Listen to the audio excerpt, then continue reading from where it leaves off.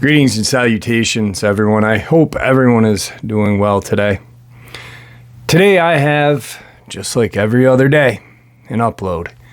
But today's upload is different. Today's upload is going to include some terrifying encounters, yes. But what today's upload is also going to include is truth. It's all I want to bring. Constant truth. Some channels don't.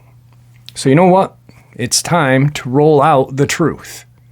Before we get into the truth, a couple links. As you know, I rely on Patreon, PayPal, and my merch to help the channel to continue to grow and go. The links to Patreon and PayPal are in the description below. My merch displayed directly under the video. Also, Dogman, Frightening Encounters, Volume 1 through 3, the audiobook versions. They were written and researched by Tom Lyons, narrated and produced by me, Jeff Nadolny. Those audiobooks are available on Audible, Amazon, and iTunes, the links to which are also in the description as well. Finally, last but definitely not least, if you really like to help support this channel to continue to grow and go, simply subscribe, click that like button, and please leave a comment. All of those things really do help, guys, and they definitely matter. By the way, subscribing is absolutely free, and that is probably the best way you can support this channel. So, click it. Now, I've taken far too much of your time. Let's get on with today's upload, shall we? All right, so you guys are probably wondering, whoa, what's Jeff on about, right? Well, here's the deal. I got some encounters that I'm going to share with you. Just be patient and wait, because I've got some very important news about the LBL. Now, it's come to my attention that some roads are closed in the LBL. And you know, just like every other kind of tragic incident that occurs, there are creators and channels that just will take advantage of it and wrap a crazy story around it. All right. I'm surprised nobody said that there's dogmen dead in the train in Ohio. There probably will be, but truthfully, there's probably not, because as intelligent and cunning dogmen are, they would be far away from that area. Bottom line. Now, the deal about the LBL. I don't live there. And, you know, in my eyes, the LBL incident in 82, 83, 84, no one really knows the date. We all claim to know the date, don't we? But, you know, there's multiple encounters in that area. Great. There's multiple encounters in many areas. Taylor, Mississippi, Colorado, Ohio, Pennsylvania, upstate New York, Wyoming, New Mexico. I mean, I could just keep going because every state's got one. But why do we focus on the LBL? Because there was some tragic occurrence that happened in the 80s that we have really no definite proof of happening. We just have the words of people, you know. And I tend to believe a few people. Tim Baker, Victor, Dark Waters, Jody Cook. All those guys tell me that something happened in that area at that time. I believe it. All right. Why do we focus on that area, though? Do we focus on Bray Road as much as we focus on LBL? No. Is it because of the mystery of the Vampire Hotel, Hotel California, places that I've talked about on the channel and given you the history of that have nothing to do with anything paranormal? Yes, there are crazy incidences that have happened there. People want to talk about these little portal holes, little gun, air quote, gun ports. They're not gun ports. The National Guard didn't put gun ports there.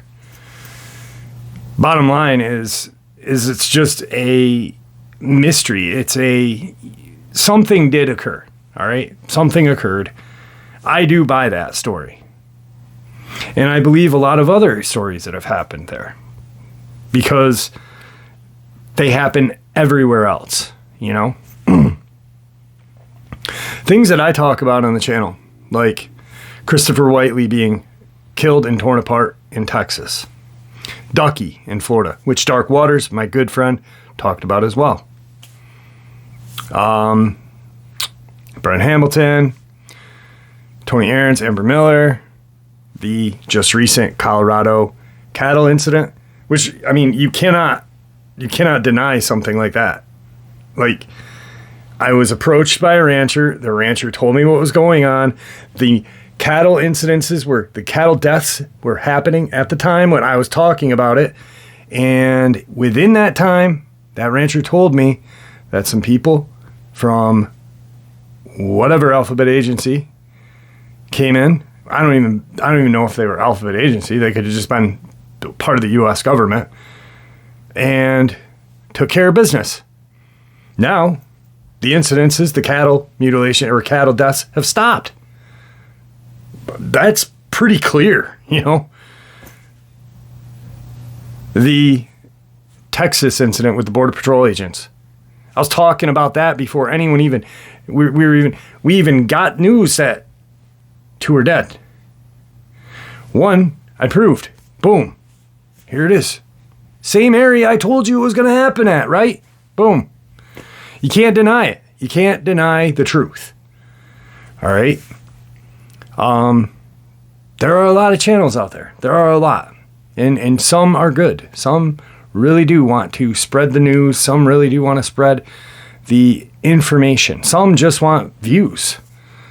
Some just want to, you know, catch your eye. You know? Dark Waters, myself, and I'm not being pompous at myself because I'll put myself at the bottom of that list. David Paulides. I don't necessarily care for the man, but you know what? He's one hell of a researcher. Brought the missing 411 to the national attention. National attention. There's going to be a plow going by, so I apologize for the noise in a second. National attention. Jody Cook, NADP. Steve from How to Hunt. Shares encounters, talks about these things that are going on, yada yada. Okay? And then there are those channels that just want to bring you in. Come up with some fictitious BS and really screw minds up. And then the people that really do care, myself included, have to stand there with our hands in our pockets going, well, now we all look like idiots after we've spent hundreds and thousands of hours. I don't even know how many hours I've spent. I can't even count anymore. I know that every time James, Dark Waters, and I speak, it's not about, he and I are friends. I consider him a dear friend. But we talk about these experiences and what's going on and how to spread the news and how to spread the word. Tim Baker. I mean, that man has just a wealth of knowledge, right? And then, anyway, some roads in LBL are closed. Okay? So what did I do? I know some people. I know a sheriff, actually, that is in that area. And he works for Trigg County, and that would be Kentucky. See, the LBL is part of Kentucky, part of Tennessee. The LBL consists of Lyon and Trigg County, Kentucky, and Stewart County, Tennessee. The experience that I shared with you the other day with the woman in her Rotties being attacked, that was from Stewart County. All right, so some roads are closed. Well,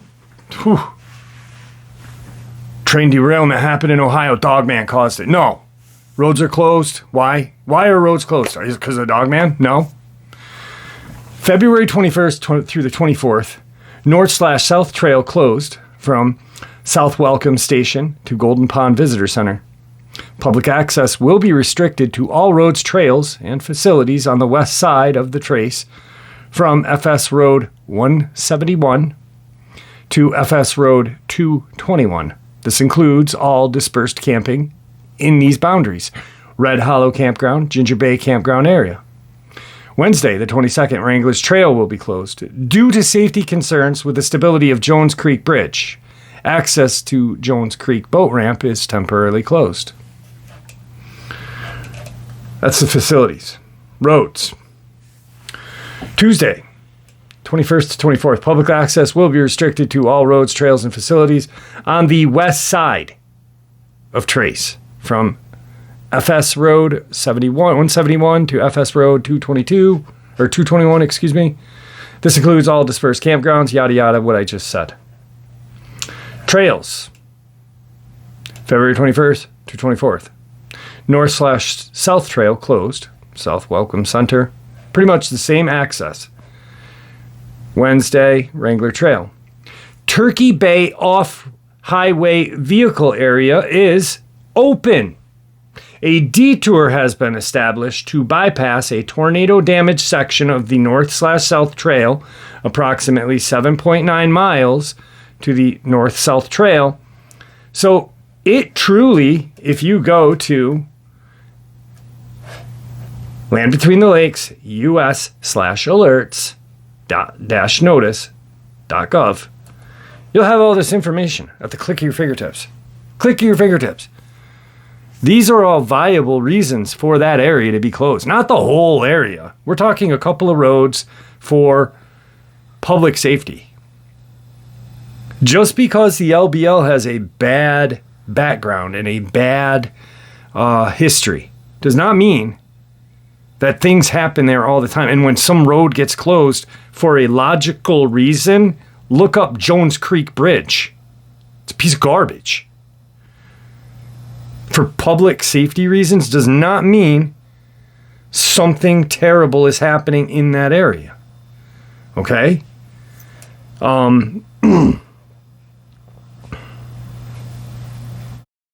There's been tornado damage in that area for a very long time. Okay? I believe like 7,000 to 8,000 acres of land in the LBL was really ripped up and destroyed because of tornadoes.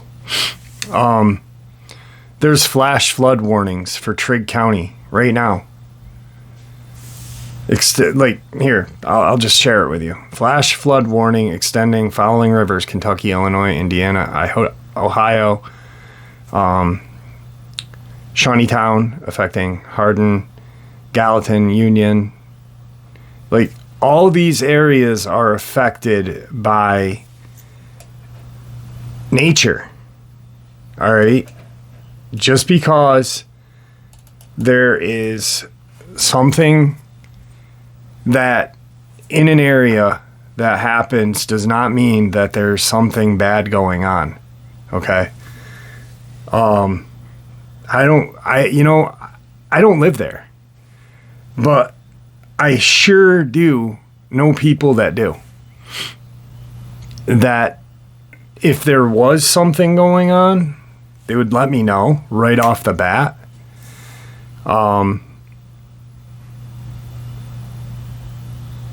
Would we jump to conclusions if I said, Bray Road is closed, guys? Probably, because that's what our minds go to when we are so fascinated and so fixated. But we really need to look at the situations of what is going on. I don't know. I honestly don't know why we focus so much on the LBL. Yeah, it's got amazing history. The history of it is absolutely insane. But like I said, there are encounters that are happening on a daily basis in Ohio, in Pennsylvania, Pine Barrens, Adirondacks. How about out west? Montana, Big Sky Country. You know, the national parks, Yellowstone. We're not even talking about these areas. Why? Because I really think that people just want to play off an old story. Because it grips us. Oh my God, LBL 1983, it happened. Something's going on. I understand. I do. And I'm not pointing at anybody. I'm not poking fun at anybody. But look at the statistic. Look at the reasons. And then step back and be like, huh, all right, I see. This is a logical explanation. If there's no logical explanation, then that's when you step back and you're like, yeah, that doesn't make sense. Like the cattle business. Tony Aaron's Amber Miller. Their death was illogical. And the BS stories backing behind it, illogical. Please, guys.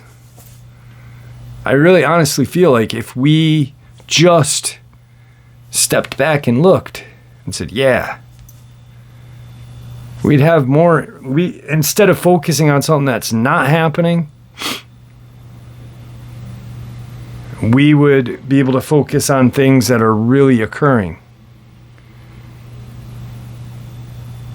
You know, we still haven't gotten a definite answer about that. The horse that was torn apart.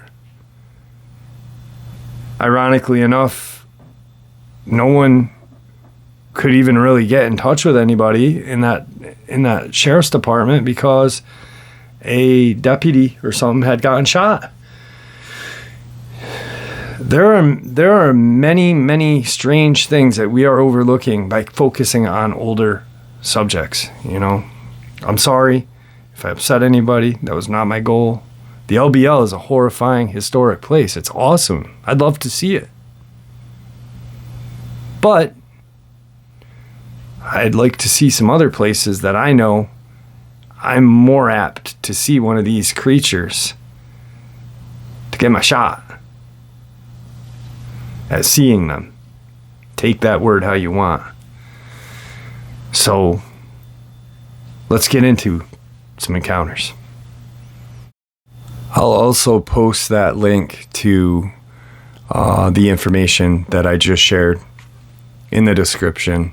I'll also post it in a pinned comment as well. My name's Dee, and I live in North Carolina near Charlotte. I'm 42 years old and a proud single mom of 4.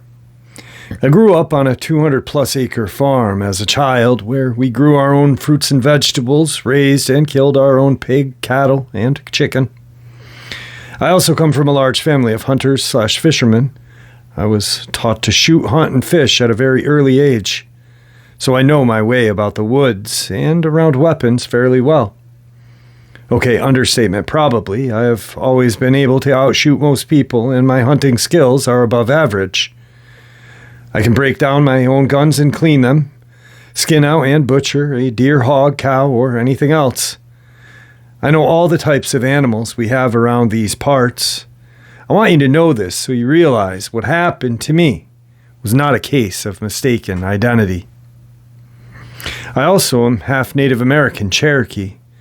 I was raised hearing stories from elders about other things most people don't believe are real in this world. And yes, some are about Sasquatch and Dogman. I believe it was September or October of '87. I was 14 years old at the time. I was always mature for my age. I was an only child with a very sick mother at the time who died unfortunately a year after this occurred. But I always looked mature or older, and I had a boyfriend who was 16 and able to drive, although I was not allowed to, as Mama called it, car date with him. So on this particular evening, I snuck out of the house to meet him and 2 other friends, my friend Jay and her boyfriend, at around midnight. I've changed everyone's real names to tell my experience, as I am not in contact with these people anymore.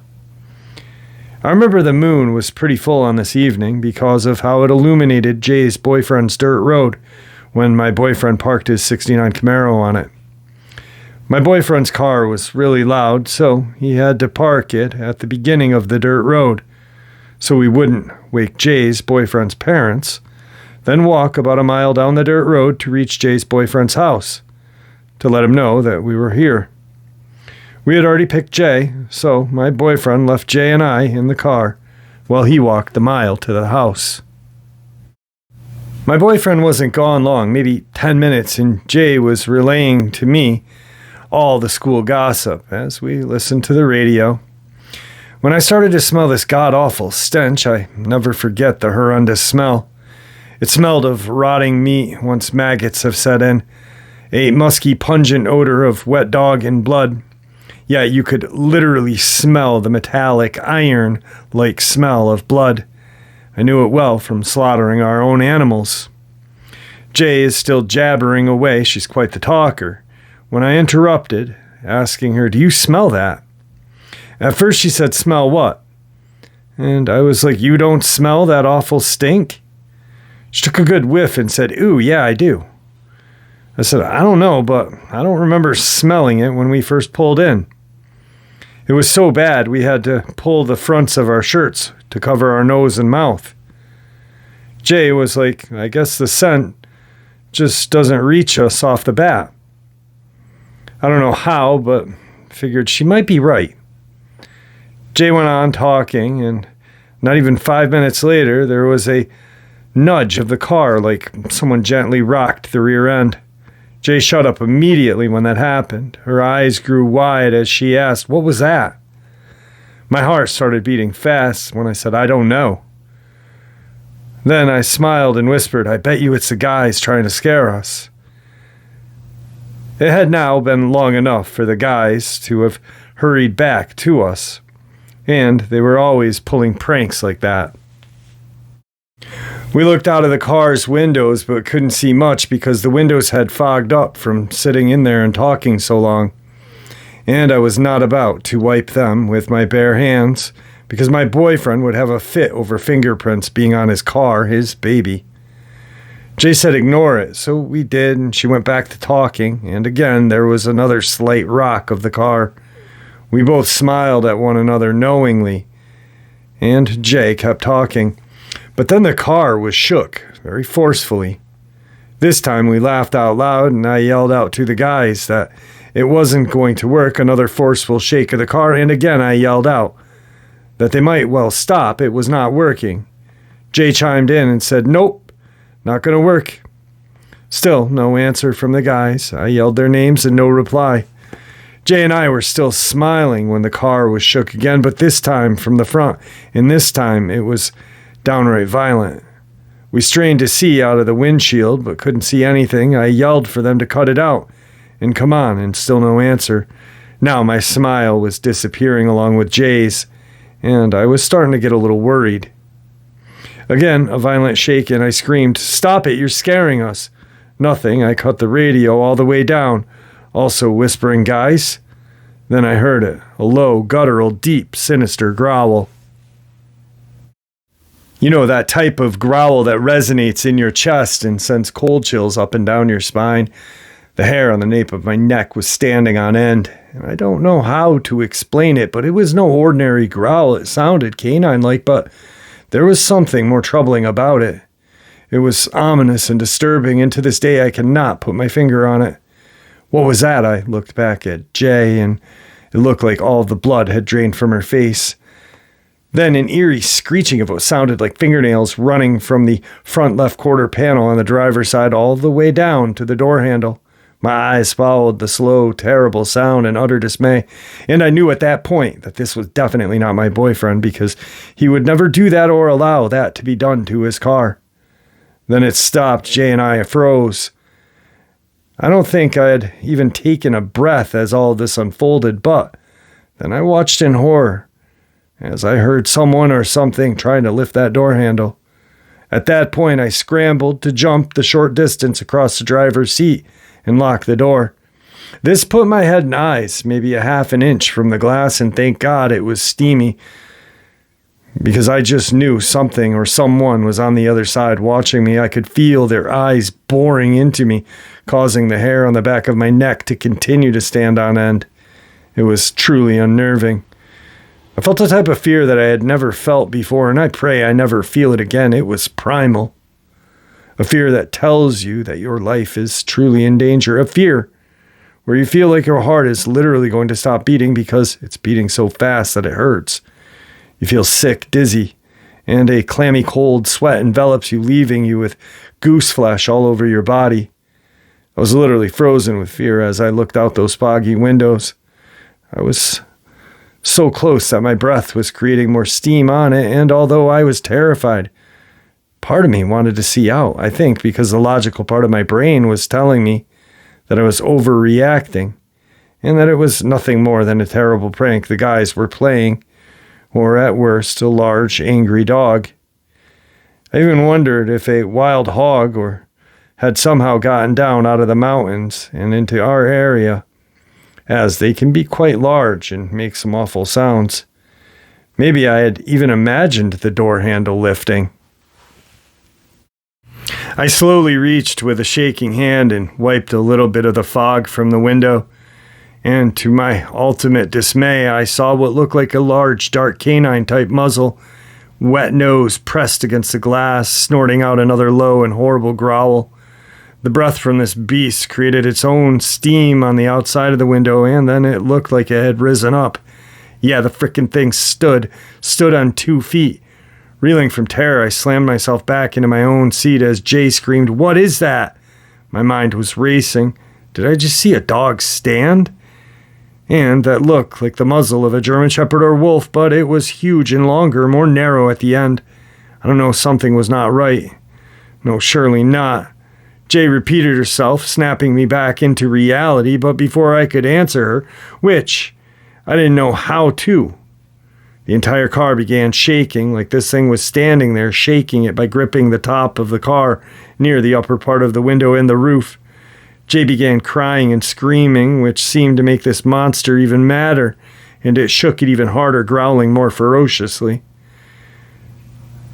I was screaming to Jay to hush, be quiet, because she was only making matters worse.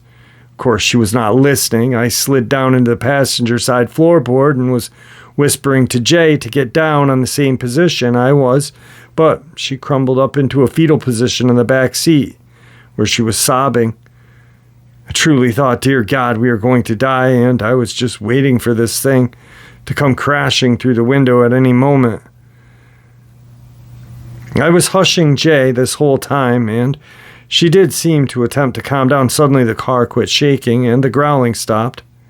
We knew the creature was still standing there. I knew it was listening for us, and I very quietly urged Jay to calm down some more, lying to her, saying that it was going to be all right, and to see the stop and the shaking had stopped. Somehow, Jay got her breath under control and quit sobbing. It seemed like the silence was deafening and much worse than the shaking and growling had been. After what seemed like forever, we heard the creature move away. Taking a couple steps back from the car, you could hear it sniffing around the car windowsill, though. And I am sure that into the night air. We couldn't really see it, just its outline of it, as it moved on 2 legs around the back of the car, sniffing away the entire time. It was incredibly tall, very wide by its silhouette. I'm guessing over 8 feet tall. The gravel was crackling and popping from the weight of this creature as it straightened up and moved along the car. It was downright evil and weird. Then we heard it collapse to all fours with a heavy thud. Now I know the popping and crackling was probably from it standing upright, but at the time I thought it was the sound of the gravel beneath its foot. It was obviously that the thing was very heavy, and I'd guess 600 to 700 pounds, maybe even more, considering muscle weighs more than fat, and I believe people underestimate their weight always. Thankfully, Jay was still being quiet. Why I had remained so calm was beyond me. Maybe it was because I felt like I had no other choice, because Jay was falling apart. Maybe because my dad had raised me up to be so rough and tough. I was the only child, and although I was pretty spoiled by folks, I was also a hardcore tomboy from being raised on the farm and seeing animals die and on a regular basis. I don't know how I kept my wits about me during this, but I did somehow. I heard the creature quit sniffing, and it sounded like it was messing with the trunk lock. I was thinking, oh my God, it's trying to still get in here. And at that moment, I remember my door was still unlocked. So with that unsteady hand, I reached up, took a deep breath, and slowly pushed the lock down, hoping the thing wouldn't hear it. But as soon as that lock engaged, that locking mechanism made what sounded like the loudest clicking noise ever, and suddenly that creature quit fiddling with the trunk. Paused just long enough for me to whisper, oh my God, then ran around to my side of the car and was now right outside of my door. I could hear it sniffing at the handle. I truly thought my heart was going to beat out of my chest, and I thought I was going to get physically ill. I sunk lower into the passenger side floorboard and tears filled my eyes. I was absolutely terrified. So terrified that to this day it's beyond my ability to describe just how extremely terrified I was at the time. All I could do was pray that the thing wouldn't bust through the window, yet that irrational voice inside my head was going, you know it's going to bust in here any moment, don't you? Suddenly the sniffing quit again, and it was dead silence. What's it doing now, I thought, and like to answer me, I felt a hard slam on the car door, and then I felt the door handle lift. I was already in a very awkward position, but I turned my upper body around so I could grab the inside handle with both hands just in case it somehow did get it open. I knew that by the size of this thing, I was not going to stand a chance in a tug-of-war over the door, but I sure was not going to go down without a fight. Jill started crying again, and I screamed out, shut up! I'm pretty sure the creature heard me, and it seemed to let go of the handle.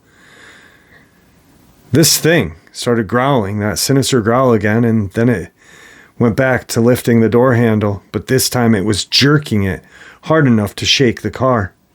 I was gripping the handle so tight that my knuckles were turning white and my hands were starting to hurt. But I didn't care. I was not letting go. Jill began to panic. She cried out, go away. I lost it at that point and screamed, just stop, go away. I just kept screaming this over and over. By now, I was crying hysterically as well. And unbelievably, it suddenly just stopped. No shaking, no lifting, no growling. Just the sound of us breathing and sobbing. A minute passed, and Jay asked me if it was gone. I didn't hear it leave, but we'd been crying and yelling, and although I definitely did not want to, I knew I was going to have a look out that window. Keeping one hand on the door handle, I scooted up just far enough to reach the glass, but still keep the majority of myself in the floorboard hidden, and using the other hand, which had practically fallen asleep from the numbing pain of gripping the handle so tight, I managed to swipe a little space of fog from the glass. Slowly, with eyes wide from fear, I peeked my head just high enough to look out that little piece I had made, and to my horror, as my heart sank and my blood ran cold, I now found myself looking into two of the most deadly eyes I had ever seen. Its eyes were this freakish ember yellow, and it was glaring right back at me. It began this ominous deep growl, obviously angry that it couldn't get to me, and this frickin' thing was a lot larger than I had estimated. It was enormous. Its head was the size of a grizzly's. In fact, I bet it was a little larger. I wanted to look away, but I couldn't. My eyes were looking right at it, but my brain just could not fathom the message my eyes were sending it. This was a monster, a real and true creature of the night, something I had overheard about in hushed stories the elders would tell, something horror stories and legends are made of, but it was supposed to be exactly that, a legend, a myth, something that was not real, something made up, fiction. And then I thought, dear God in heaven, these things do exist. And at that one moment, everything I thought about this world was changed forever. Everything I thought I knew changed. Everything I believed and didn't believe changed.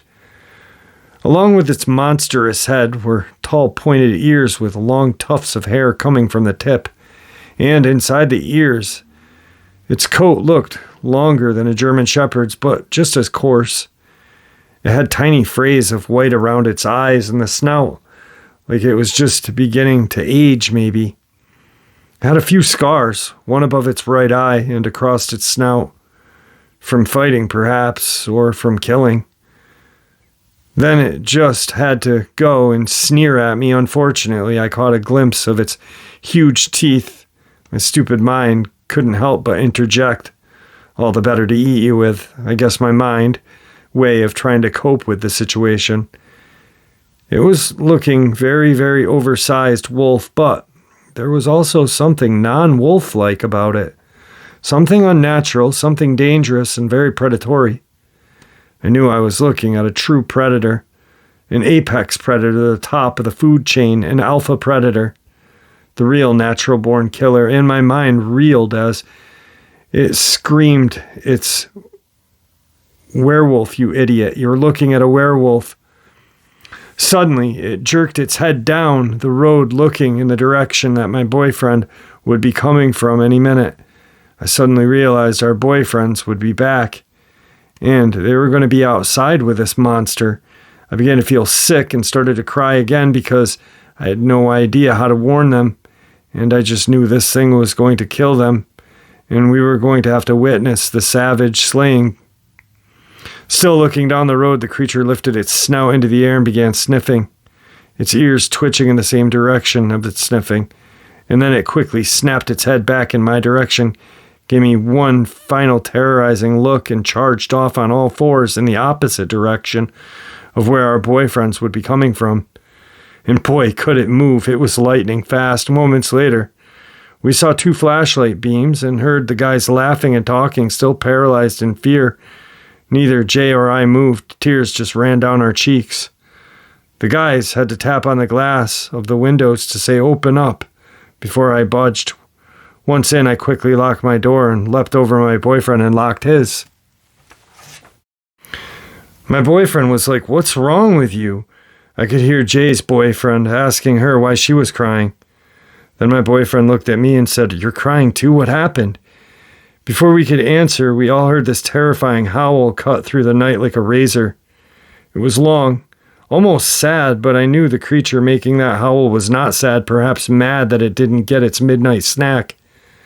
Jill and I screamed for my boyfriend, "Go!"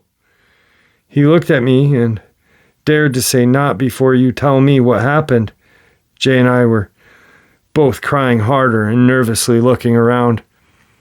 Jay whined for her boyfriend, and she wanted to leave, but I reached over, grabbed the keys in the ignition, and cranked the stupid car myself, screaming at the top of my lungs, "We have to go."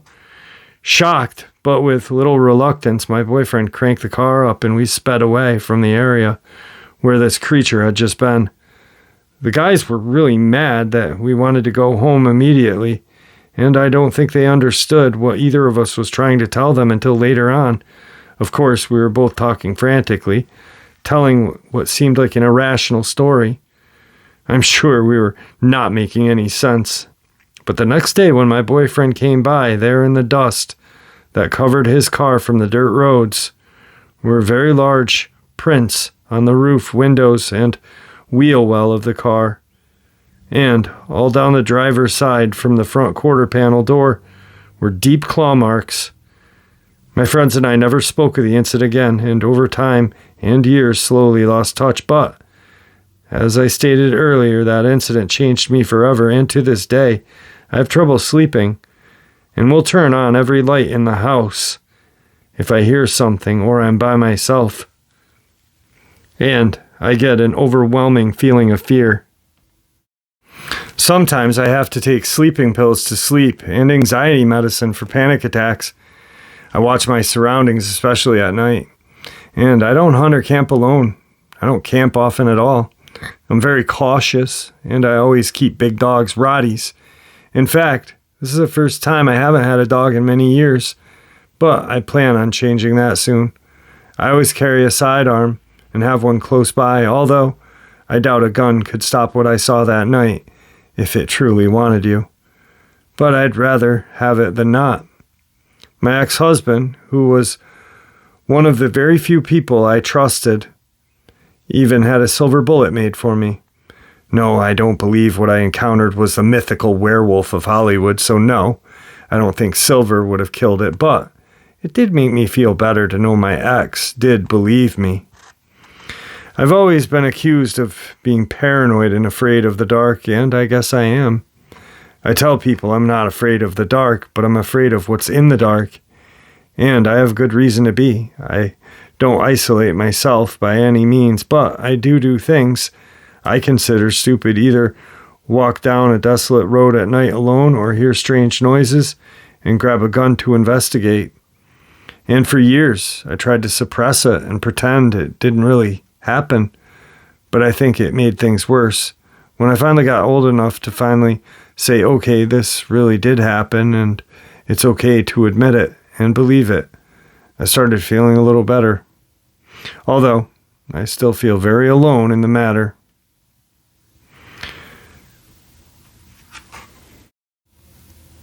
Now, unfortunately, this isn't something you can share with other people, even people very close to you usually. Most people are going to laugh and ridicule you, saying you imagined it or it was some type of animal, and you were so young and scared that you misidentified it. Trust me when I tell you there is no way I misidentified this thing. So, hearing others say it's true, and they've seen it, helps tremendously. What I still truly don't understand is, why didn't the creature break the glass that night? It was intelligent enough to lift the car handle and fiddle with the trunk, but it didn't break the glass. I've asked myself that question 100 times. And why did it just run away like that? It could have had us all for a midnight snack. Well, now you have heard my experience, and whether you believe it or not, it's up to you. Unfortunately for me, I have no choice to believe it and deal with it in some way, shape, or form every day for the rest of my life. The Dogman is part of my reality, whether I like it or not. You know, as terrifying as that is for that woman to relive her experience, to me, what is more terrifying is those teenage boys not knowing how close they were to not living, to being another statistic. That's terrifying. Anyway, one other thing, like I said, in the LBL thing, I'm going to share the link to where I got this information. But I also want to point out that, here, really quick, February 21st to 24th, North-South Trail closed from the South Welcome Station, blah, blah, blah. Wednesday, the 22nd, Wranglers Trail is closed. Turkey Bay off-highway vehicle area is open. A detour has been established to bypass a tornado-damaged section of the North and South Trail, approximately 7.9 miles of the North and South Trail, and 0.8 miles of the North and South Fort Henry Connector Trail are closed until further notice between South Welcome Station. A detour approximately 6.4 miles uses portions of the woodlands. A map is on here provided for you to see. Portions of the Fort Henry Trail system were severely damaged during the December 10th to 2021 tornadoes. As a result, Picket Loop Connector number 1 from Boswell Landing, Connector 2. There's still a map. Once again, there's another map. Numerous downed and damaged trees have resulted in impassable trails, dangerous conditions, and public safety concerns. Storm-damaged trees can fall unpredictably, causing death or injury. Do not enter a closed or tornado-impacted area. Note, water is not available on trails. There are a few seasonal springs. You must carry water in or bring a filter to use the water you found on lakeshore. Water is available at Golden Pond Visitor Center and Land Between the Lakes dump stations. So pretty much it's telling you, this whole thing is telling you why it's closed. And you might be going, well, hey, you know, the tornadoes were 2 years ago. Well, the land is vast.